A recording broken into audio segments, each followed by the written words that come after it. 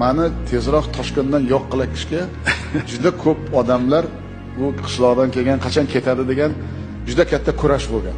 Xullas kalom, ertalab ikkita prezident keladida gulchambar qo'yish kerak Ulug'bek haykaliga. 10 takam 7 da menga telefon bo'lyapti qabulxonamdan. Shavkat Miramonovich, голову Улугбека снесли, deyapti. Я говорю, какую голову? Какой еще Улугбек? Памятнику голову снесли. Shunday tayinlanganki, soat 10 takam 10 da kortej keladi, prezident keladi, Eron prezidenti bilan haykalda kallasi bo'lmaydi, shu bilan Mirziyoyevni ham kallasi ketadi degan. Xullas kalom bordim, 7 dan 20 ta o'tganda yetib bordim. 10 soat 10 da kelish kerak ikkita prezident. Haykalda kallasi yo'q haqiqatda. Gipsda bo'lganda u haykal. Endi men tushundim kim qilganini. Bular kichkina odam qilmaydi, nimaga desangiz, u haykal bir kun prezident kelishdan oldin axronaga olinadi. Uni alohida tashkilotlarda o'zi shu Mirziyoyevni yo'q qilaman deb haykalni kallasini olib tashlagan.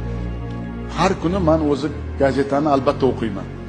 Вечерний Toshkentda o'qisam, hozirgi mana shu xirurgiya markazida Ibn Sinoning haykalini tagi qaysidir xuliganlar kavlab ichiga uy qilib olgan to'g'risida kichkinagina tagida statya chiqqanini prosta o'qib qolib ketganman.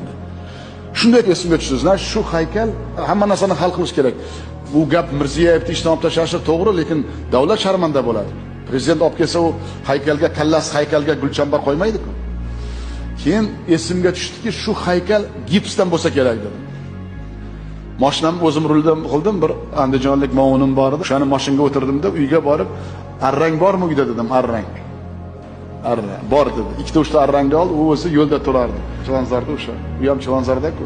O'zim rolda o'tirib bordim-da, ertalab borib hamma uxlayotdi. Biz ham Ibn Sinoning haykalini kesib banam olib keldik.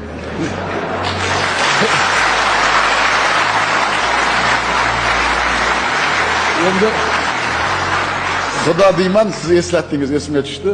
Shu haykal tushib ketmasin. Olib kelsam, haykal sal teshigi katta ekan, biz qilgan Ulug'bekning haykali, bu gavdasi u haykal sal tushib ketgan bo'ldi. Men keyin gipsdan sharf qildim. 1,5 soatda. Xullas kalom, esimni birinchi movuni 10 takam 9 da keldida, ular endi 100% meni ishdan olishga keldi. Где голова Улугбека dedi, menga qarab gapiryapti, haykalga qaramaydi. Где голова dedi menga. Shunday qarasa haykal turibdi. Haykal ham turibdi, kalla ham turibdi. Men nima demoqchiman? Mana yoshlar o'tiribdi. Bu kunga kelish o'zidan o'zi oson bo'lmaydi. Bu kurash bu.